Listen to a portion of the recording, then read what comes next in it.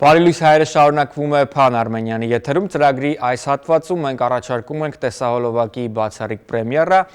և ուղիղ տեսակապ դեպի Երևան, որտեղ էկրաններից այն կողմ մեզ սպասվում է երիտասարդ ու սիրված երգչուհի Լիդուշիկը։ Բարի առավոտ Լիդուշիկ, շնորհակալություն կապի դուրս գալու համար, ինչպես ես։ Ողջույն, բարի լույս, սիրելի Լոս Անջելես, ես լավ եմ։ Լիդուշիկ, քեզ անչափ սիրում էին երեխաները, վստահ եմ հիմա այդ երեխաները քեզ հետ միասին մեծացել են, շարունակում են հետևել քո գործունեությանը, նրանց միացել է եւս հավանաբար նոր խումբ մարդկանց, բայց արդյոք օրինակ քեզ համար հեշտ է հրաժարվել այդ մանկապատանեկան կերպարից եւ Լիդուշիկ անունից եւ գիտակցել, որ արդեն մեծ ու երիտասարդ երգչուհի ես։ Ճիշտն ասած, այդքան էլ չէ, որովհետև կարելի ասել իմ ամբողջ գործունեությունը կապված է եղել հենց փոքրիկների հետ։ Ու երբ որ լինում են, ասենք, համերգներ կամ ինչ-որ արդեն մեծ երգիչներ են լինում մենակ, մի քիչ դժվար է լինում, որովհետև, չգիտեմ, ես իրենց հետ շատ կապված եմ, եթե անկեղծ այնպես չի, որ ինչ-որ հրաժարվել եմ փոքրիկներից կամ փոքրիկների համար երգելուց, ես ասել եմ ու շարունակում եմ ասել, ինչքան որ նրանք կցանկանան, ես միշտ պատրաստ եմ երգել նրանց համար։ Այ քո մանկական հայտնիությունը ֆենոմենալ էր այն ժամանակ, որովհետև էլի կային երիտասարդ երգչուհիներ, փոքրիկ աղջիկ տղա երգիչներ, ովքեր քեզ չափ հայտնի չէին, բայց երեխաները երբ արդեն YouTube-ում փնտրելու, որոնելու այդ ֆիզիկական գործողությունը կարողանում էին անել, նրանք առաջինը փնտրում էին բնազդաբար հենց քո տեսահոլովակները, այ ըստ քեզ ինչով էր պայմանավորված, որ երեխաները հենց քեզ էին ամենաշատը սիրում։ Ճիշտ ասած, դա ավելի շատ երբ պետք է երեխաներից հարցնենք, բայց ես սիրում եմ իմ երգերը, սիրում եմ իմ գործը, ես ամեն մի երգը ընտրելուց, թե երաժշտությունը, թե բառերը, նույնիսկ գործիքավորումը, ամեն ինչը ես վերապրում եի, որովհետև այդ ժամանակ ես էլ էի փոքր ու իմ համար կարելի ասել այն ինչը ինձ դուր էր գալիս, ուրեմն հաստատ դուր կգար նաև փոքրիկներին։ Ես հիշում եմ նաև քեզ մանկական նոր ալիք մրցույթում, որտեղ դու մի քանի անգամ ես ելույթ ունեցել, այդ թվում նաև արդեն որպես հյուր արտիստ մանկական փաստորեն նոր ալիքում, ես էլ այնտեղ փաստորեն աշխատակազմից մեկն էի, եւ հիշում եմ, որ ռեժիսորները, արտիստները, ժյուրիի անդամները բոլորը անգամ այդ տարի դու չէիր մասնակիցը որպես հյուր էիր, բայց բավականին ջերմ էին արտահայտվում քո մասին, հիշում անգամ քո անունը, տարիներ առաջ ելույթ ունենալու պարագայում եւ մտածում նաեւ արդեն մեծ տարիքում մրցույթի մեծերի հատված վերադառնալու մասին, այնտեղ միշտ այդպես է, ընտանեկան մթնոլորտ է, երբ մանկականին մասնակցում ես եւ սիրվում ես, թեև 1000-ից մեկ են այդպես լինում, որ սիրվում են, նրանք հետո ակնկալում են արդեն մեծերի մրցույթում։ Արդյոք նորալիք մեծերի մրցույթ գնալու ցանկություն այժմ քեզ մոտ չկա։ Իհարկե կա ու եթե անկեղծ ես նախապատրաստվում էի 2020 թվականին, բայց քանի որ այդ պանդեմիան այս ամեն ինչը կարելի ասել խանգարեց, ցանկությունս կա նորից հայտնվել իրենց ընտանիքում, աշխատել իրենց հետ, որովհետև իմ կյանքում ամենամեծ փորձը, որ ձեռք եմ բերել, դա հենց իրենցից եմ ստացել, թե ռուս աստղերի հետ շփումը, թե Ալեքսանդր Դավիդովիչի կողմից տված այդ մաստեր կլասը, ես իրականում շատ կուզեի եւս մեկ անգամ հայտնվել իրենց մոտ ու հաստատ երբ որ արդեն մեկնարկեն նորալիք մրցույթի արդեն մեծերին եւս մեկ անգամ, որ արդեն սկսում են իրենց աշխատանքները, ես մեծ սիրով կուզեմ նորից իմ ուժերը փորձել այնտեղ։ Այսօր ներկայացնում ես նոր աշխատանք, նոր տեսահոլովակ, որը արդեն ավելի հասուն, ավելի այսպես սիրային թեմայով է,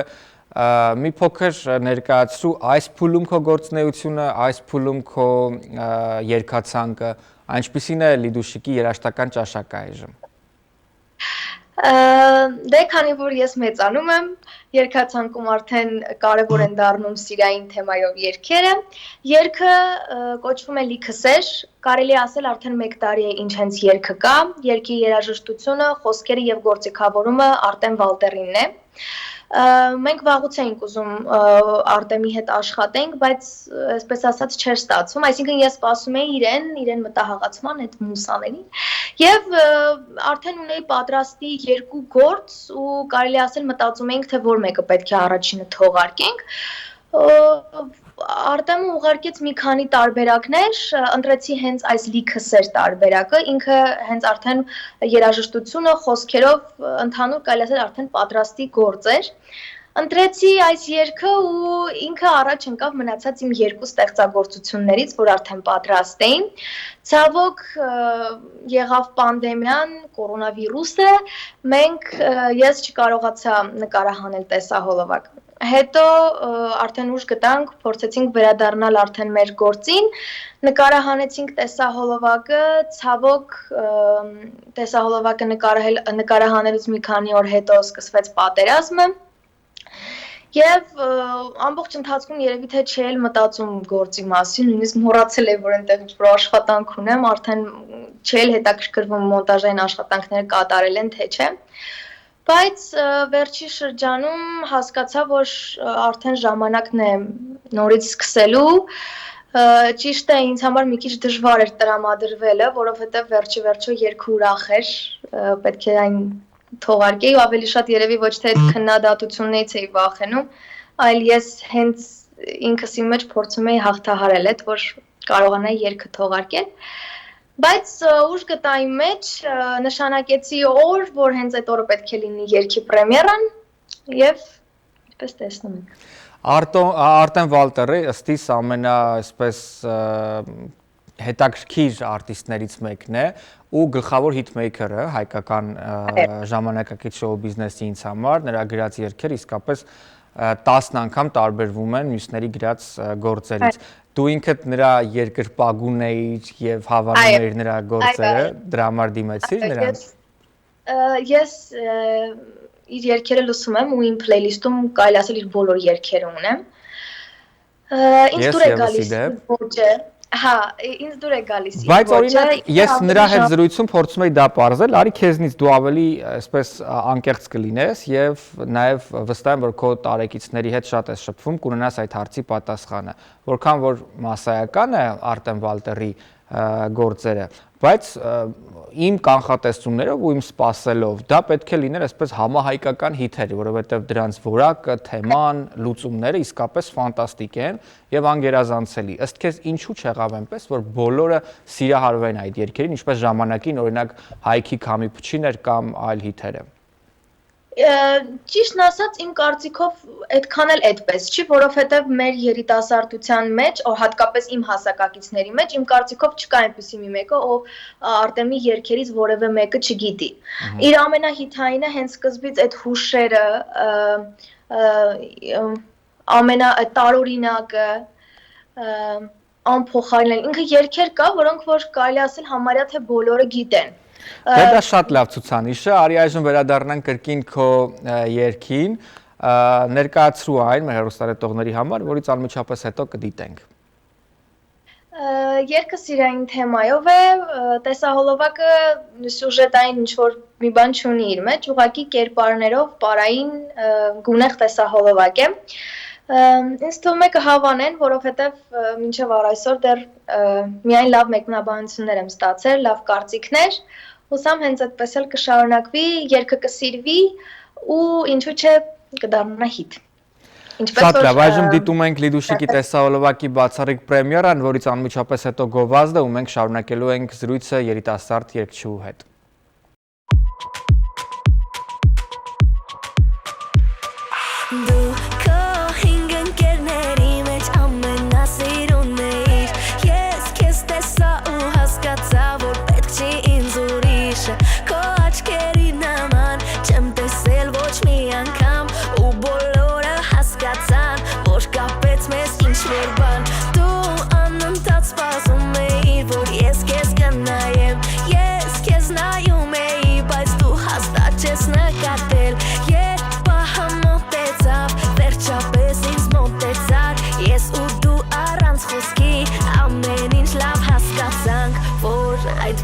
Սկսած ես ունեմ քեզ դու էլ ինձ եւ ինչ էր որ լինի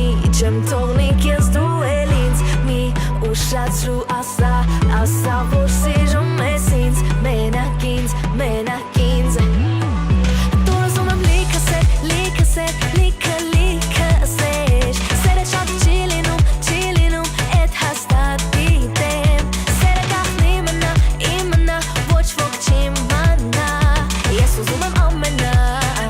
Ես ուզում եմ ամենա Դու ուզում եմ լիքը սեր Սերը շատ չի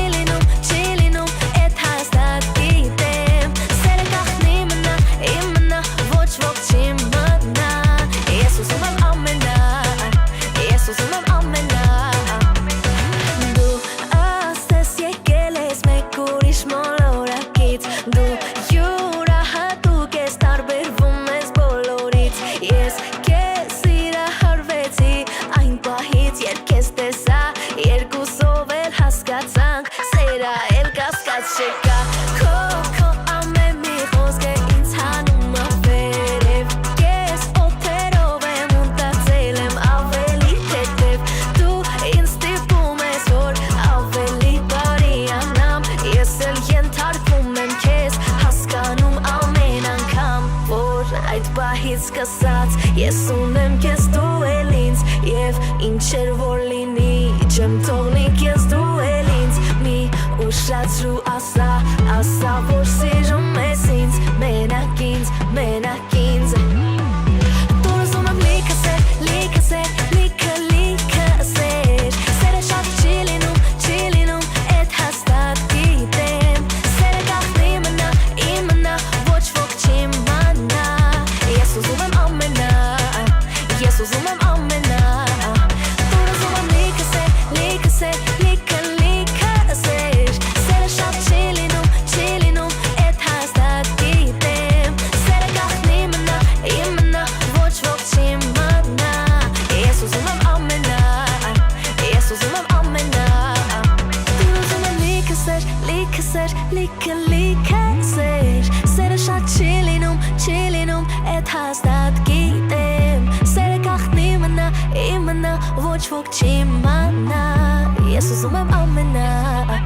Ես ուզում եմ ամենա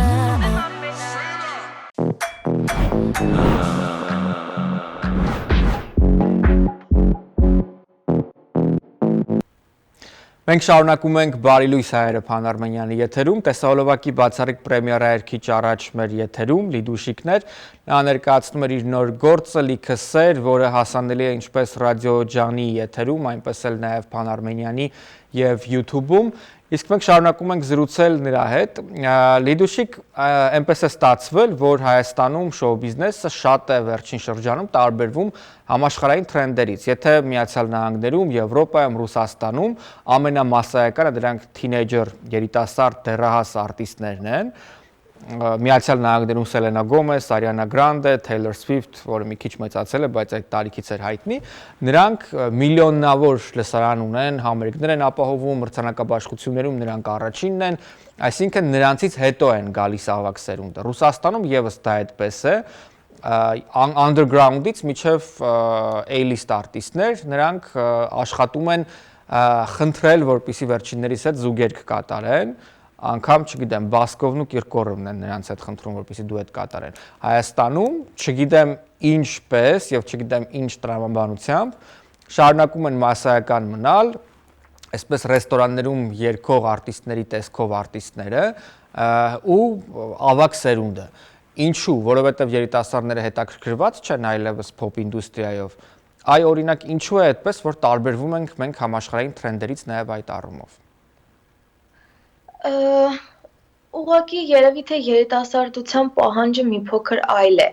որովհետև հիմա նույնիսկ իմ տարիքի, իմ հասակակիցները ավելի շատ լսում են երևի թե համաշխարհային հիթեր, ինչու՞ չէ ռուսական շոու բիզնես, ռուս աստղերին, հատկապես այս հիմիկվա այդ երիտասարդ երգիչ-երգչուհիներին, երևի թե մենք նմանատիպ ժանրի երգեր չունենք, որոնք որ հիմա, ասենք, նրանք նախընտրում են, երևի դա է խնդիրը։ Ես տեսնում եմ, որ դու աշխատում ես այդ ուղղությամբ, գեղեցիկ գործ ես ներկայացնում, իհարկե հուսամ, որ դա մարդկանց պետք է գալու եւ տարածվելու է, բայց սա շատ դժվար ճանապարհ է, որով դու անցնում ես ու վստահ եմ նաև քո կողքին կանգնած թիմը, արդյոք պատրաստ ես այդպես թեկուզ սկզբում անարդյունք, բայց անցնել այդ դժվար ճանապարհով, փոխելու համար ինչ-որ բան։ Միանշանակ, որովհետև ես կարելի ասել իմ ամբողջ կյանքը հենց երկարվեստի մեջ է եղել, հենց 3 տարեկանից իմ ամբողջ կյանքը հենց պատված է եղել դրանով, այլ ոչ թե ինչ-որ ուրիշ բաներով։ Դրա համար ես մանկական երկարվեստում, մանկական շոու բիզնես գաղափարում եմ ունեցել դժվարություններ ու մինչև առ այսօր բնականաբար ինչպես ամեն մարդ իր կյանքում ունենում է դժվարություններ, իսկ ես պատրաստ եմ նորից հաղթահարել այդ բոլոր դժվարությունները, բոլոր խոչընդոտները, որպեսզի հասնեմ իմ նպատակներին, իմ ցանկությանը եւ երիտասարդությանը մատուցեմ գեղեցիկ երաժշտություն, հետաքրքիր, այսինքն այն ինչ ինձ դուր է գալիս, այն ինչը ինձ թվում է որ երիտասարդները կհավանեն, կլսեն, ես փորձում եմ մատուցել, ինչպես այն ժամանակ արել եմ փոքրիկների համար, ինձ ես փոքրիկ եմ եղել, ինձ դուր է եկել այդ երաժշտությունը, այդ խոսքերը, այդ թեման, ես մատուցել եմ։ Հիմա նույն բանը փորձում եմ անել երիտասարդներին։ Այքո հաջողության երևի թե հիմնական գրավականներից մեկը այդ մանկական տարիքում այն էր որ դու նման էիր երեխայի եւ երգում էիր երեխային համապատասխան երգեր, տեսքդ երեխային համապատասխան տեսքեր, այսինքն որևէ անհամաձայնություն արտադրանքի եւ տեսքի միջև ու նաեւ լսարանի չկար։ Ամենը այնպես էր ինչպես որ պետք է լիներ։ Հիմա երբ նայում ես օրինակ մանկական եվրատեսիլի տեխնացու երգերը կամ փոքրիկ արտիստներին ովքեր YouTube-ում են, նրանք բոլորը գրեթե բոլորը ճնշող մեծամասնությունը երգում են երգեր, որոնք մեծերին են բնորոշ, այսինքն մարդ պետք է ամբողջ կյանք ապրի, որպեսզի նման էմոցիաներ ունենա, տեսքով էլ, արդյոք դա խնդիր չէ քեզ համար, քո կարծիքով։ Ես մտածում եմ, որ երեխան պետք է լինի երեխա, եթե նա երգում է փոքր տարիքում, ուրեմն պետք է երգի մանկական երգեր, ունենա մանկական հագ ու կապ, որովհետև մեծանալ միշտ կա, դու մեկ է տարիների ընթացքում մեծանալու ես, փոքր չես մնալու։ Դրա համար ավելի լավը լինել տարիքին համապատասխան։ Ես հիմա անգամ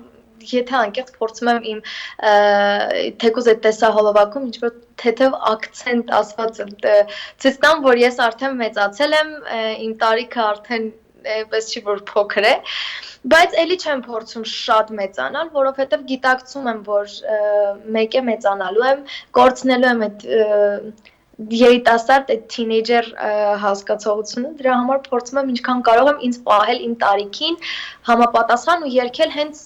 իմ տարիքին, իմ հասակակիցներին համապատասխան երգեր։ Այդ փոքրիկ աստղից մինչև թինեյջեր աստղանցումը ամբողջ աշխարհում, Հայաստանից մինչև Միացյալ Նահանգներ, Դիսնեյից մինչև Դորեմի շատ դժվար է ու 50-50 է, կամ հասարակությունը հիշում է, որ նրանց հետ է մեծացել, ինչպես Բրիթնի Սփիրսի, Ջասթին Բիբերի, Ջասթին Թիմբերլեյքի ու Ագիլերայի պարագայում էր, կամ հակառակը նրանք չեն կարողանում այդ անհամաձայնությունը փոքրիկ աստղից մինչև թինեյջերի ընկալել եւ այդպես էլ նրանք մասսայական չեն դառնում։ Տանը մենակի դերասանից մինչև Գուրգեն Դաբաղյան, ով փոքրիկ իշխանից այդպես էլ չդարձավ հայտնի երգիչ կամ սիրված երգիչ, չգիտեմ, Օլսեն քույրերից մինչև շատ ու շատ այլ դեպքեր։ Ըստ քեզ այդ անցումը ինչպես անել, որպեսզի մարդիկ սիրեն եւ ինչումն է գաղտնիքը։ Ես իրականում այդ անցման շրջանում հատկապես վերջին մի քանի տարիների ընթացքում ինձ համար մի փոքր դժվար էր, որովհետև նույնիսկ այն մարդիկ, ովքեր որ ինձ ճանաչում էին, ինձ կարող է տեսնեին չճանաչեին, ասեին՝ «Վայ, ես ոնց ես մեծացել»։ Ու նույնիսկ դեպքեր կար, որ այսպես sense նույնիսկ շատ վատ էր հնչում այդ, որ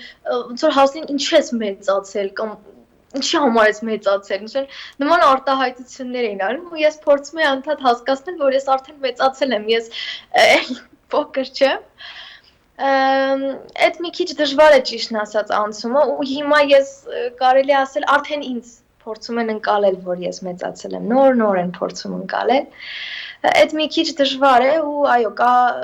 խնդիր, որ կարող է դու լինես մնաս այնպես փոքրիկ իրենց համար, ժողովրդի համար, հանդիսատեսի համար ու իրենք էլ ոնց որ չկարողանան քեզ տեսնել մեծի դերում։ Ես մի փոքր ունեցել եմ այդ խնդիրը ու մարդիկ ոնց որ չկարողանային համակերպվեին այն մտքի հետ, որ ես արդեն մեծացել եմ։ Նույնիսկ իմ տարիքը իմանալուց եւ իմ ավագ ընկերները, մեր շոու բիզնեսյան անդամները բոլորը շոկ էին ապրում, որ ես արդեն այդքան մեծացել եմ։ Ու իրենք տխրում էին, որ իրենք էլ էին արդեն այդքան մեծացել։ Եթե ես այդքան մեծացել եմ, ուրեմն իրենք էլ էին մեծացել։ Այդ մի քիչ դժվար է ու պետք է շատ ճիշտ ամեն քայլը շատ ճիշտ անել, որ այդ անցումը ճիշտ լինի, այլ ոչ թե որ փոքրից միանգամից շատ կտրուկ մեծանալ, այդ ես մի քիչ դրան դեմ եմ։ Կարելի է ասենց Խոսենք նաև երիտասարդների ու դեռահասների Հայաստանում երիտասարդական, այսպես երաժշտական ճաշակի մասին։ Իհարկե ես գիտեմ, թե դու ինչ երաժշտական ճաշակ ունես կամ ինչ դպրոց ես անցել, խոսքը քո մասին չէ, այլ ինձ հետաքրքիր է քո դիտարկումները երիտասարդներին։ Դու նշեցիր, որ շատ են լսում այսօր ռուսական ժամանակակից փոփ երաժշտություն, ռուսական այդ փոփ երաժշտության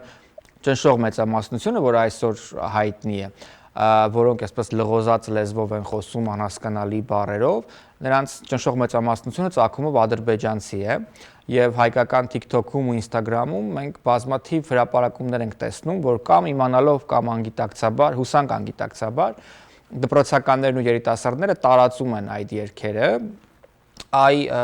Ըստ քեզ կա նման խնդիր այժմ։